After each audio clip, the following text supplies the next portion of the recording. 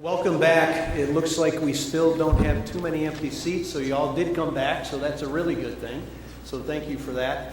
I'm John Zimmerman, Senior Vice President, Business Development for Rosina Food Products. I am a member of the Niagara University Food Marketing Board, and thanks for coming today. I've already learned something new. I'm an Omni shopper. Thank you, Ann, for letting me know that. I didn't realize that because I've got this gal back home called Alexa that kind of yells back at me at times, and apparently she's part of my new world, so thank you for that. Also wanted to say, too, that thanks to Rich's and their presentation as well. Certainly, we learned a little bit about platforms, how we build products from there, so thank you for that. Also, too, with regards to consumer, how key that is. That's not only the retail consumer, that's also that customer and consumer that comes into every operator and restaurateur that's across the country as well. That is the same customer we're looking for, so we have to think about those folks as well. Also, we talked about breaking traditional methods and models. I think what you're going to hear from not only Diane, who's going to be coming off, but also Chef Herb, is that there's different ways to do things, different approaches to take, and certainly, hopefully, you're hearing a little bit about those today. So, who I'd like to introduce, I'll introduce both of them. Same format that we had before. We'll have Diane speak for 20-25 minutes, followed up with some questions if you do have those. After that, we'll have Chef Herb come up, do a presentation as well. So a little bit of bio on both. I know Diane said keep it short, but I've got a couple pages here for her.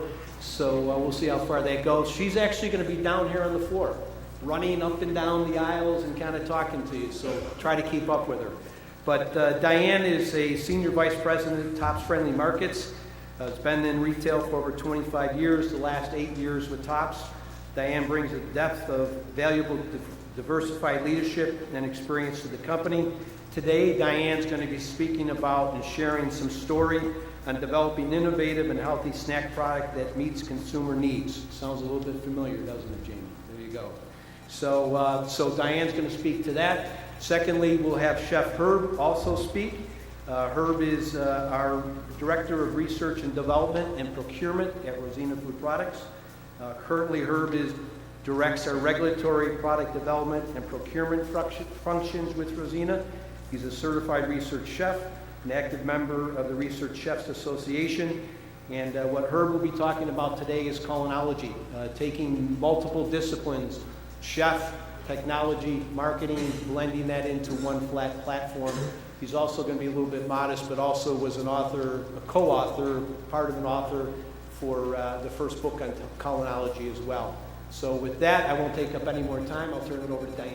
Thanks.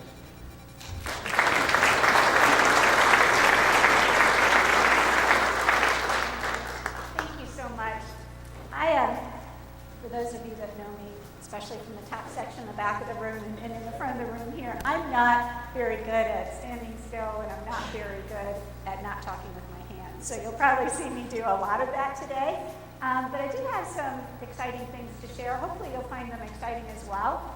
It's very similar to some of the presentations earlier. I think it follows very much in the same format of the way that we process things. Sometimes retailers do things a little bit different. We are a different breed. We know that, and I can say that because I've been in retail for 20 years, and I know we're different. So you might find some anomalies with some of the conversations that we've had before. I'd love to have questions at the end if you have any. So what I wanted to just share today is talk a little bit about the Tops Products innovation process. So the Tops brand of products, we have a very succinct process that we follow to bring new brands to life with that, but it's an interesting strategy at our company. Part of the reason it's so interesting is that for Tops brand, we are our own biggest competitors, because our differentiation in the marketplace and the way we differentiate ourselves is to have the widest variety in town of a lot of the brands that you represent out here today, a lot of the national brands. So we're very competitive with our own brand against the national brands, but we understand that we need both to be successful. So we have a very succinct process that we use. It may sound very simple to you, and I'm just going to click through it real quick on the different steps. But you have to recognize that this is one process with one important, especially for the students that are in the audience thinking about food retail, is it may seem very simple, and it's great that you're doing one step at a time, but think about doing this 1 plus 1 plus 1 plus 1, not consecutively, but simultaneously. So you're doing hundreds of these steps at the same time because you have to move very quickly.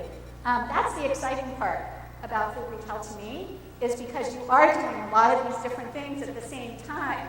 So if you could just focus, and I always say that, if I could just focus on this one product or this one category, just think what we could accomplish. The problem is you can't focus on just one. You have to focus on hundreds at the same time, following the same process. But not overlooking these steps is really important. We have to still go through every one. All of the steps are important. The first and the last are the most important. The first being identifying a consumer need or want, and the last, making sure that the homes that are buying these products are happy homes, right? That sounds kind of cliche, but that truly is it. If we aren't delivering on products that people want to bring into their homes they enjoy, there's no point in it. So those both steps are the most important in the process. So we're going to talk a little bit about healthy snacks. You heard in the keynote earlier today about snacking, so I'm not going to go through a lot of the detail there. But it was a need or a gap that we identified in our business, so I just want to show how that process came to fruition. So how did we identify the need? Well, as many of you talk about, there's a lot of research involved. So the research is telling you, or telling us, 66% are eating healthier now than ever before, right? That's not news to, I don't think, anyone in this room. They're trying to buy healthier foods. Eating right is still a challenge. Quality is superseding price. Both are just as important, though. Both are important. People are doing online research on nutrition, fitness tips, healthy recipes, but they're willing to pay more for healthier choices. 91% of consumers are snacking multiple times a day. 91%, virtually everybody, right? I would think everybody pretty much in this room. There might be 8 or 10 people that aren't, I'm guessing, in the statistics, but pretty much everybody is. And the great thing about the product I'm going to talk about today is 75% of consumers are already eating nut snacks and trail mix as a snack. So 75% of those are eating that product already as a snack. So we know there's a want for that. I think, why are people eating nuts, seeds, trail mixes? Because they have good sources of protein, they're good sources of energy, they're healthy for you, lots of great reasons for it. And better yet, it's a huge category, $6.1 billion category alone. And it's growing rapidly. 1.7% growth in 1 year, 3% compounded growth over 4 years. So it's a huge category, it's continuing to grow. People are wanting it, so the demand is there. Private brands, it's already capturing a third of it. Already capturing a third of the category, so it's not a stretch for Tops to have their own brand. The bad part, Tops had a $1 million share gap in the category. So we know people want it, there's a consumer need there. We know they like it. We know that 75% of the people are already eating it, yet we had a share gap. So what are we going to do about it? So we're going to develop something, right? We're going to create a solution. So creating a solution, you do that in a lot of different ways, but it starts with understanding what it is you're trying to create, right? You're going out, you're talking to people, you're doing research, you're pulling facts together, you're trying to create that solution. It wasn't that Tops didn't already have snack products. We had a lot of snack products under our Tops brand. We had granola, we already had trail mixes in bigger bags. We have popcorn, we have hummus, we have cheese to go with stuff. We have all kinds of snacks that are out there. So it's not like we don't have products for people to snack on. And then, of course, we have all the national brand products for people to snack on too, right? We have all that in there, but we still had a gap. We know that since we have all those snacks, we had the opportunity to expand on the nuts and trail mix, but we didn't want to just say, let's come up with one item, right, or one line. It may not be the platform that Amy was talking about or that others were talking about earlier, but we needed multiple products. So how do we find out more than just somebody wanting nuts like almonds and cashews and things, or they want sunflower seeds, or they want a mix of trail mixes with all the yummy stuff that goes in the trail mix? How do we develop a line that's broader than that? Because people like different things. Same people like different things at different times. So we have to figure that out. We also know from research that the primary reasons people are enjoying those products is for health and wellness, for convenience, and for flavors, right? So all those three things were critical in what we were trying to develop. So we wanted to stay focused, stay very focused on those three things and make sure that if we come out with a product that fills the niche that they're looking for. Well, we're not a manufacturer when we don't source our own product, so we have to figure out how to make it and where to find it, right? So different than some of you out here, some of you have your own capabilities to go out and source the product. We're a grocery store, we don't have the ability to source our own product or to create our own product, so we have to find somebody to partner with to do that with. So the next step was finding somebody, right? It sounds pretty simple, right? It's not that simple sometimes. So how do we start that process? Well, the first thing we do look for are local suppliers. So we look in our own backyard because there's a wealth, as Bill, you had talked about earlier this morning, there's a wealth of resources in our own market area. So there's a lot of people that are manufacturing products. There's great people that are in the audience today that manufacture products. So let's try to figure out how do we do that first and foremost before we go outside. And all of those reasons up there, it saves us money, it creates better efficiencies, it supports our community, it builds local jobs, and it can go on, but there's a lot of good reasons to do that. So luckily, we did find a supplier that was local, and actually it's not necessarily do they source the product, but they package the product for us. It's called Wrigley Foods, and coincidentally, they just built a facility in Cheektowaga, New York, which was, I don't know, somebody was looking over our shoulder. It worked out perfect, right? They have a new facility right across the street from the airport. They have a world of knowledge in this category. They have extensive experience. They helped build the Archer Farms Trail Mix program at Target. So they understand that retailers need, the innovative and understand the need for speed to market. So all of those things right in our backyard, which is pretty awesome.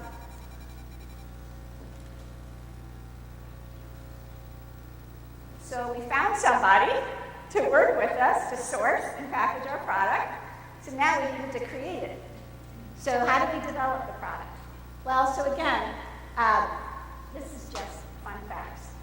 This is what I learned about, so much about nuts and things that I never knew before. But for nuts, for example, cashews, well, they don't grow in this country, right? So you can't find them anywhere around here. They grow where it's hot. They only grow 25 degrees north and south of the equator. So that little band right there is where cashews grow. So, of course, we had to find a supplier that knew where to source cashews, right? Because we have cashews in a bunch of our nuts and trail mix lines.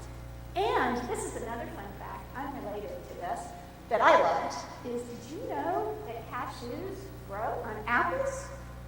How many of you knew that? Anyone in the audience know that? Of course, the chef knew that. And someone over here knew that too. That cashews actually grow on apple trees, and that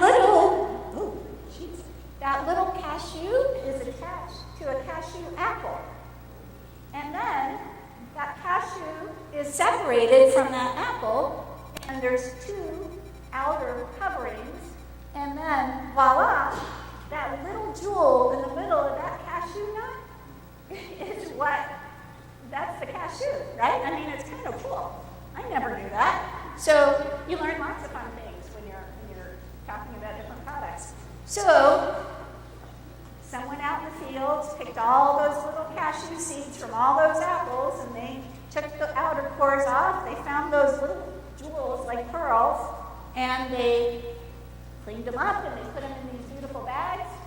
They shipped them to us from Brazil or Vietnam or all the areas in the tropics, Africa, where they grow. And they make their way to the Redlands facility right here in Niagara, New York. So what's great about that, they have a full quality inspection lab. They check all this stuff. They make sure they're whole cashews and not pieces of cashews and all kinds of stuff that they check on. And I didn't want to bore you with the whole process, but the plant's pretty fascinating. It goes through all these series of things where they roast them and season them and lots of crazy stuff, and then it goes into Top's beautiful new packaging. And then it's ready to ship to the top stores. So, one step back though, we had to create the package. Because we all know, and marketers love this, package sells product, right? What you see and what you say on your package helps sell the product. So we needed to make sure the product did everything and said everything that we wanted it to say. So I'm going to talk a little bit more about how we came up with 18 new varieties, but we wanted to make sure our own brand was on there. So our logo's on there. We needed a clear window, so we needed to show the actual product. Remember earlier I said one of the reasons people like snacks and trail mixes because of the convenience of it? Well, we needed to make sure we had a convenient, resealable bag, and the look needed to be clean, easy to identify the flavor, and what was actually inside. So how did we develop the 18 different varieties? There was no magic number there. We knew half the population likes salty flavors. So we needed to come up with lots of salty flavors. A third, a little more than a third, love sweet flavors. Sweet and salty sometimes, which is my personal favorite. So there's a bunch of sweet flavors. Almost that many like spicy flavors. So we wanted some spicy varieties out there. And then a little less like smoky, but still enough people wanted smoky flavors. So we needed smoky flavors.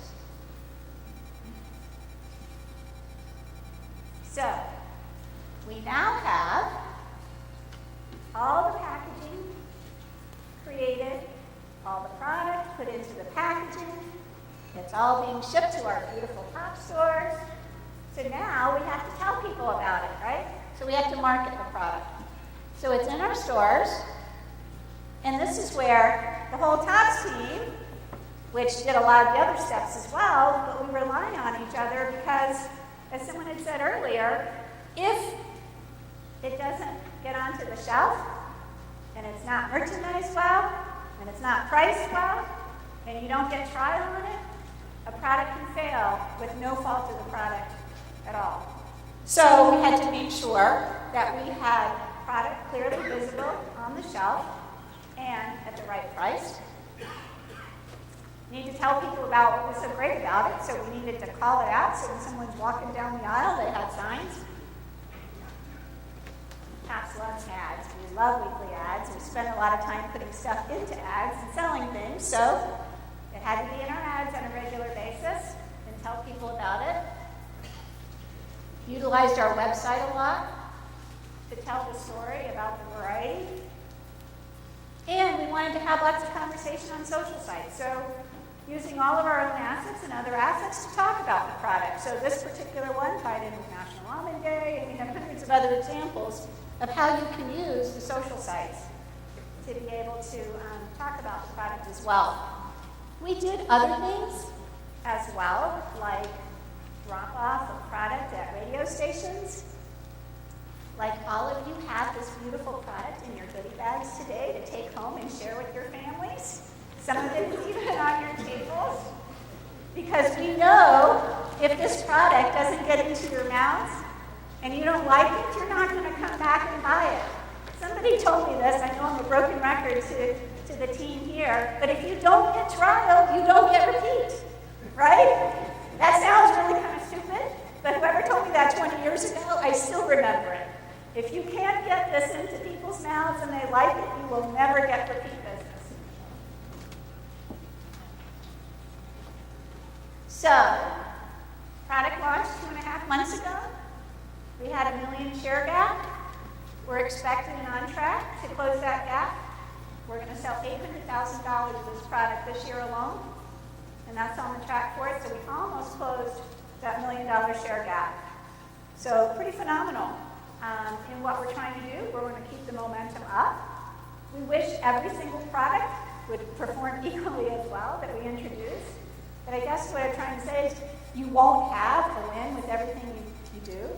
Be fearless about your approach. Be focused on your approach, but be planful. Make sure you're not wasting time, wasting energy.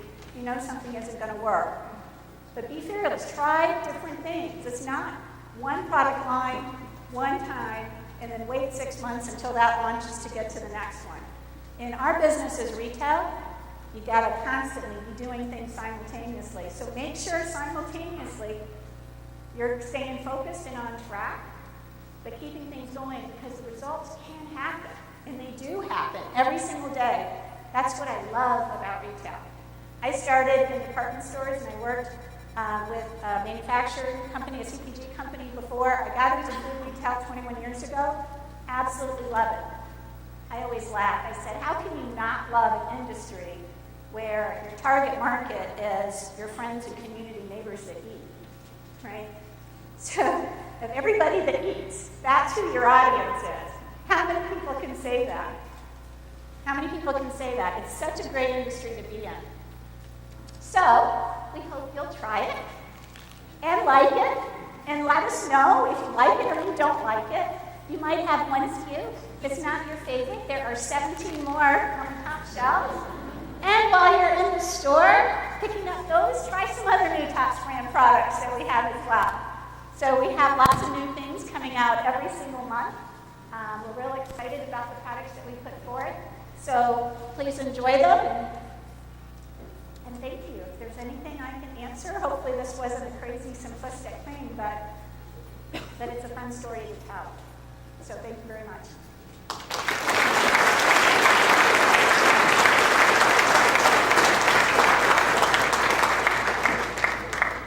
Any questions or? How much did your private brand cannibalize Blue Diamond? You've always got to answer that question. You absolutely do. You're absolutely right. So, that's always the same question. Yeah, that John asks me that all the time as well, because it's like you can't close the gap if you lose somewhere else. So we are tracking how much is cannibalizing right now. A lot of this is incremental business for us. Will it be incremental business for us 9 months down the road? I'm not sure. But that absolutely is extremely important. But right now, we had such an opportunity that people are picking it up incrementally. A nice presentation, thank you. I'm just curious how you screen your share gaps. Of all of the opportunities that you have across the entire store, how do you create those priorities of all those opportunities? Yeah. So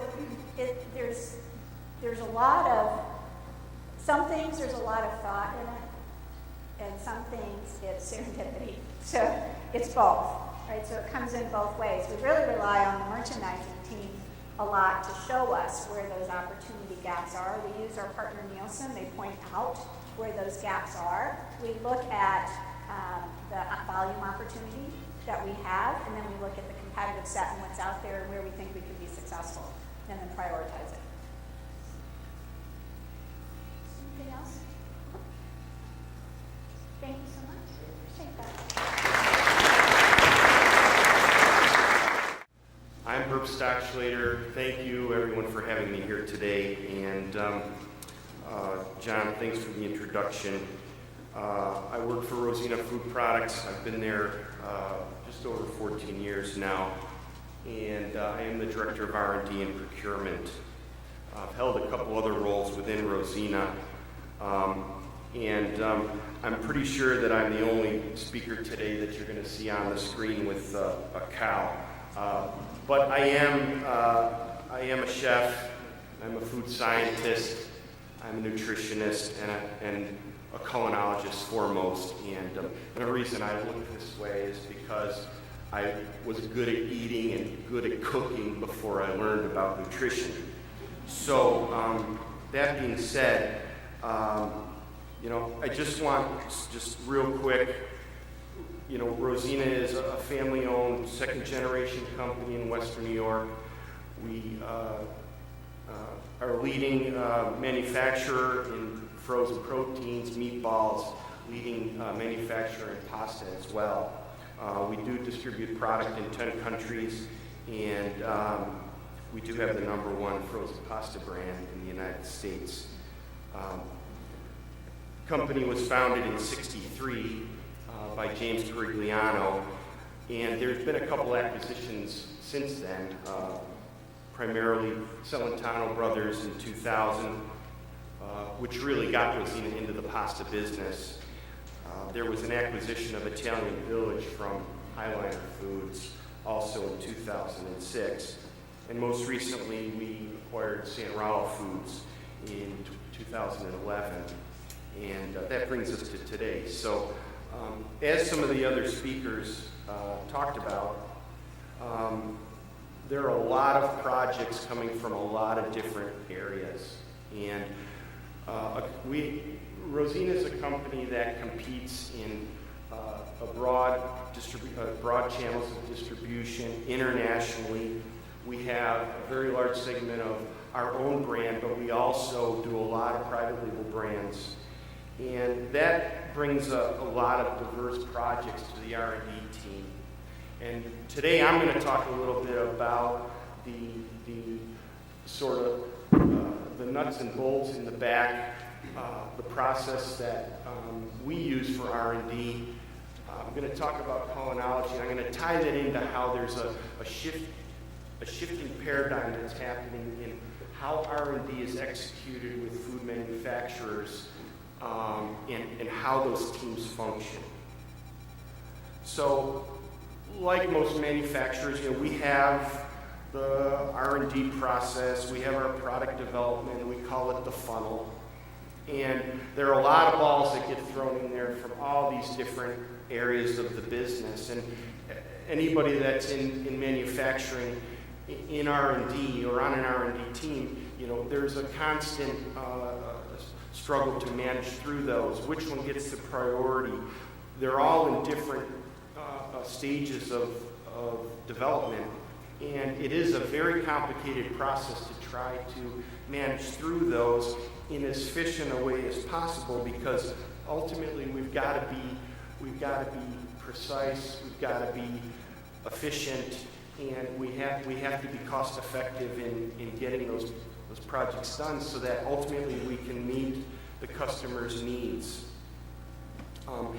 That entire process and every step through there it's really important that we don't lose sight of the end goal, which is, like Diane said, having a person that has a product that they're happy with at their home. Okay?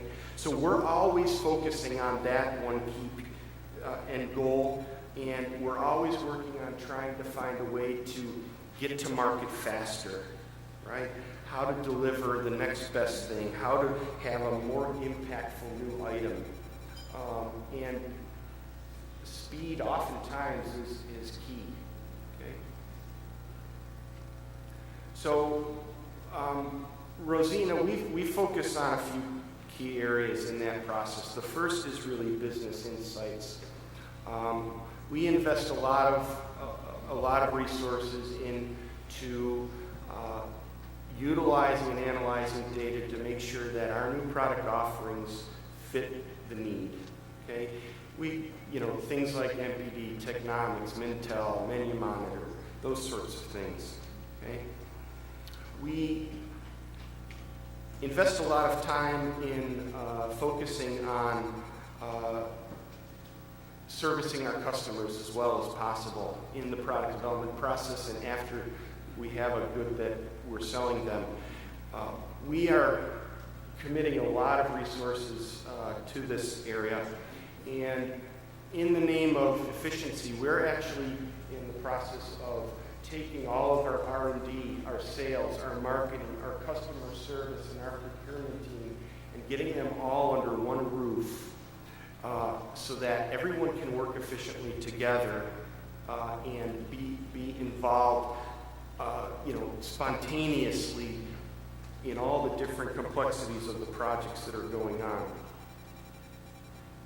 Okay? We've invested in marketing talent. We've invested in R&D talent. And getting the right people on your team is very important to a good functioning department. Okay?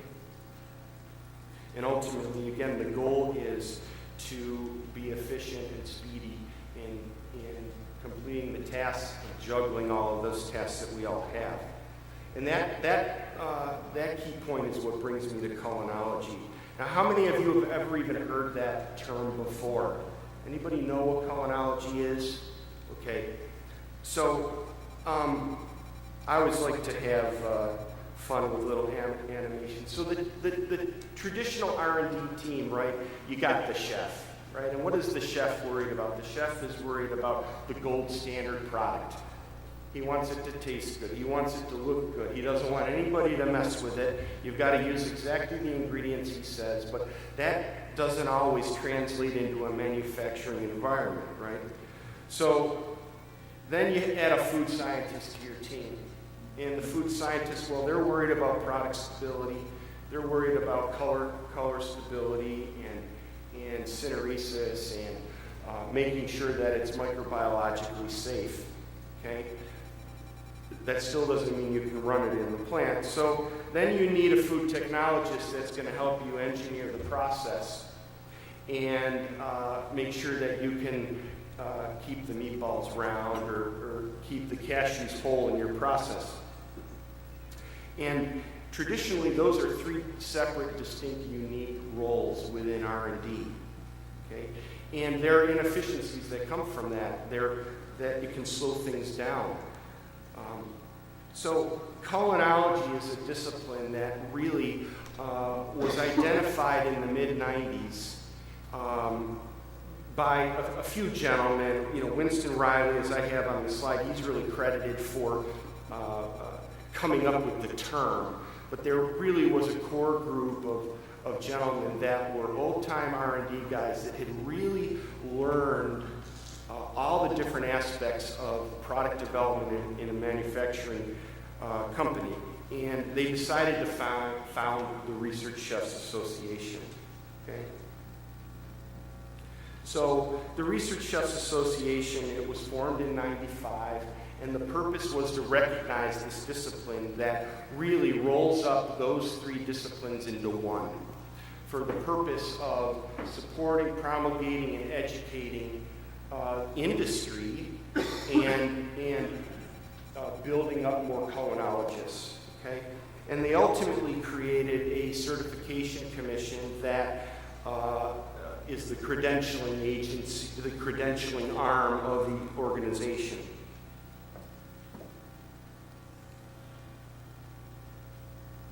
So currently today there's about 1,800 members, 2,000 members. It changes every year. It is primarily a chef-driven organization. There's about 700 chefs involved. There are about 350 food scientists. There's a very active student organization, 300 plus students. And I'm going to show you later on the expansion of the university programs that there are focusing on culinology. There are also associate members, and there are affiliates as well. Excuse me 1 second. I gotta get some water.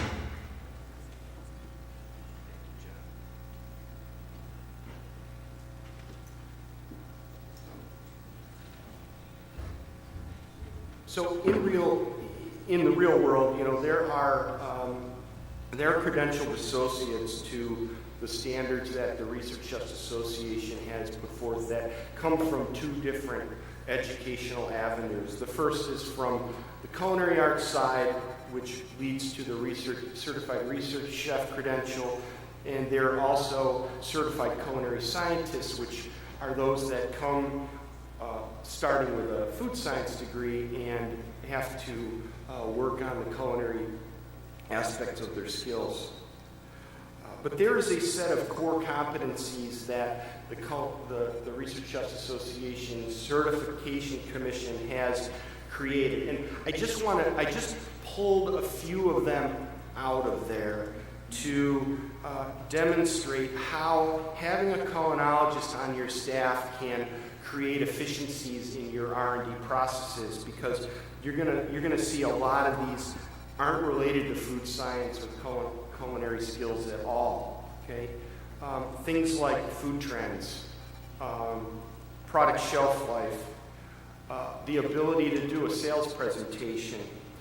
There is a huge trend of food manufacturers actually employing chefs to be on their sales teams to go out and sell because they can speak the language. Okay? Knowledge of new technologies, the ability to do a competitive product analysis and a competitive cutting, knowledge of nutrition and nutrition trends, what's happening in the marketplace. Sensory testing. Believe it or not, sensory testing in a formal way is not something that culinary schools teach to this day. I don't understand why. Food regulations and the complexities that we're faced with every day, the new FDA regulations are really placing a burden. It's very efficient to be able to know how those impact your product development right as you're doing it. Okay. Research methods, experimental design, finance, marketing, and shipping and distribution testing and sales.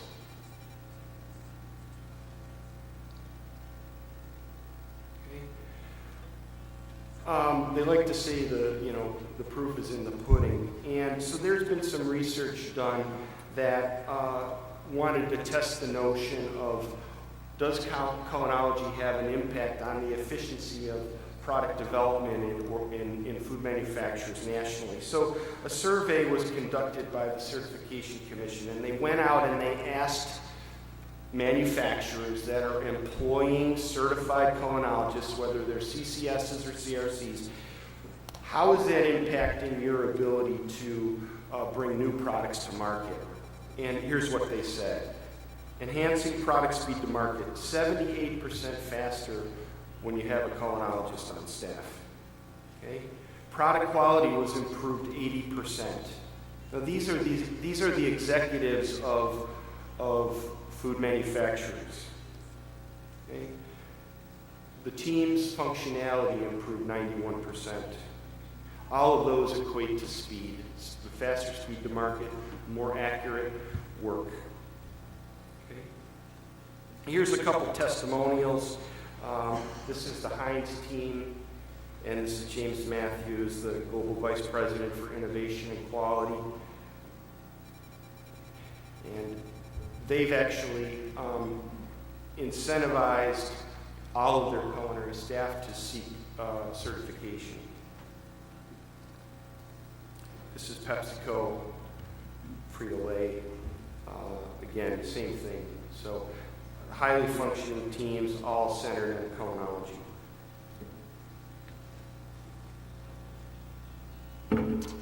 What else can the research chef bring to the table? Well, they tend to be passionate foodies, seers of food and lifestyle trends, and really long to push the creative envelope through integrating food science and culinary arts, and respect real-world manufacturing issues and the need for profitability. It's always better to start creating that gold standard recipe, already taking into mind what the manufacturing limitations are, what cost implications there are to a particular ingredient. So that's very helpful. Okay. Likewise, ideation, test upscaling, improvement to rollout. And of course, knowledge of culinary arts, food science, food safety, and manufacturing, and how they're all related. Okay? So along with this transformation of how the competencies of the R&D team are, Rosina is focusing on a transformation of how R&D functions. And what I did is I listed here on the left-hand side some attributes of R&D teams. And when I talk about R&D teams in this way, I'm not just talking about the culinary team, the food scientists. I'm talking about the team, the marketing, sales, R&D together, okay? And organizations sometimes struggle with this, but we're transitioning from the R&D team, instead of following like a corporate direction, to really trying to lead, okay? We are breaking down hierarchical barriers and trying to flatten out the organization so that there's easy, comfortable interaction amongst all the departments, okay? Which leads to a flowing organization. Instead of defined projects, we're moving more towards trial and error. One of the presentations they talked about, I think it was the richest presentation, a certain amount of your budget, right, allocated towards just creative trial and error. And I like that number, John. 30%, I think, is what I heard. I wrote that down. I'm gonna take that back. FTE-based budget allowances have to move towards more content and workload-determined budgets for R&D. Formal work groups and teams, assignment of people because they're in that role. That's the old way. It really needs to be based on how the people in the group feel, who they need to pull in to form the team for the particular project. Okay? And instead of looking internally and relying on your own internal knowledge and resources, we're really shifting towards being an outward-looking organization, spending time where the consumer is king. Okay? From a project perspective, what that means is that the project portfolio begins to change a little bit, and there become more projects where it's okay to share with third parties and bring in their expertise and collaborate collectively. And the results of that collaboration are shared. Okay? And that leads to really open innovation where R&D becomes a know-how provider, and the innovation isn't happening, in the secret kitchens of, way in the back. So I hope that's clear. But in doing that, there are some project types that really need to be avoided, and some of these can be sacred cows in some organizations, but companies nowadays cannot afford to have people working on secret projects or pet projects, which could be a risky thing, particularly given a 20% of the budget towards creative research. There's always the never-ending project, I think. Everyone in R&D has experienced one of those. The please someone project, because the boss said so, and the defensive project. So we're focusing on avoiding these types of projects. Okay.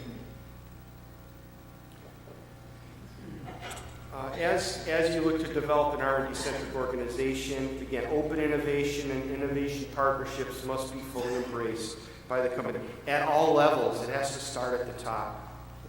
Cross-functional teams where the strategic intent sets the tone and steers the company.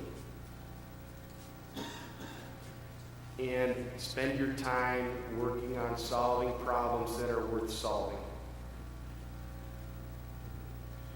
And retailers and food outlets have to be our partners if we're going to collaborate and launch successful products.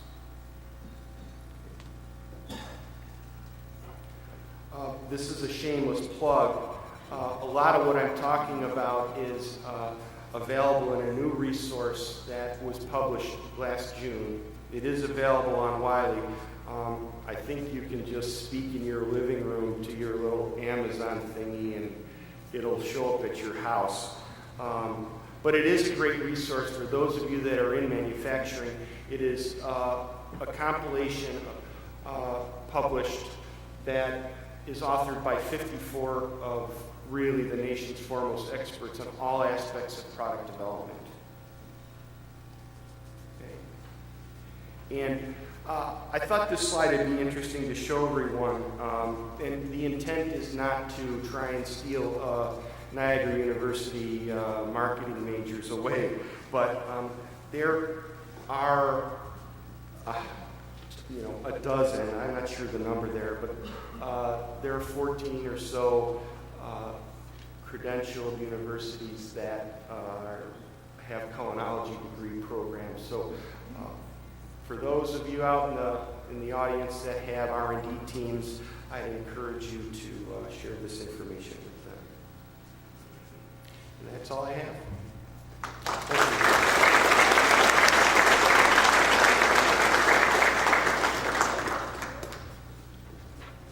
Yeah, does anyone have any questions?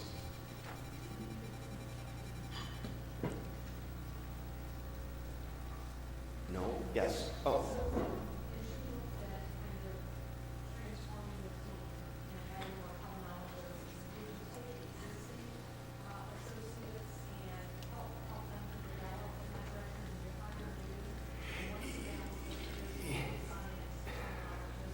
Yeah, we have a pretty diverse team, but what we've done is we're actually immersing the entire team in the culinology world. We're encouraging every single one of them to be certified. We're spending the money to, get them to the conferences, to take the education, to study for the credentialing exam. We're helping them to, if there's a piece that they're missing to qualify to sit for the board exam, we're working with them to do that. So that's how we feel it's very important. Yes?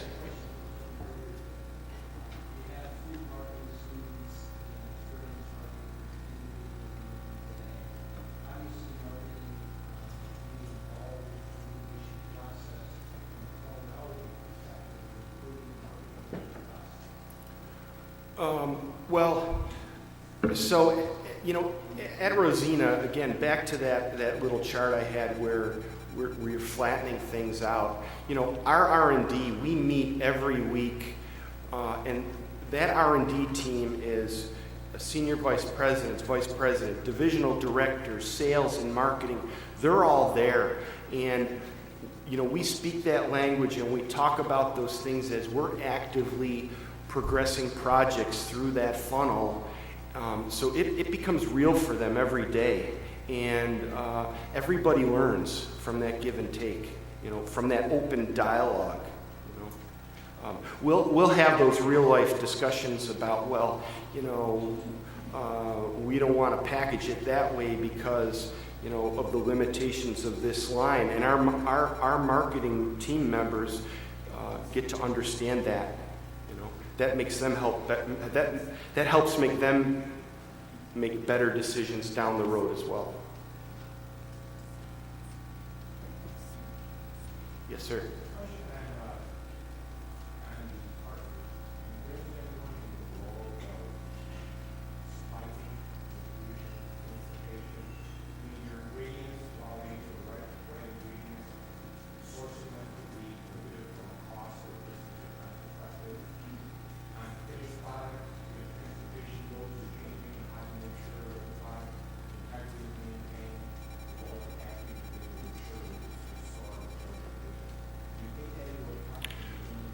Yeah, we absolutely do. So, with the cross-functional team, we can begin to discuss whether we have appropriate materials, if we need to have a sourcing event to find something new as early in the process as possible, because you can't wait. We also need to understand what that supplier's food safety programs are, what their, what their freight scheduling is, how, so, yeah, as early as possible. Anything else? Thank you.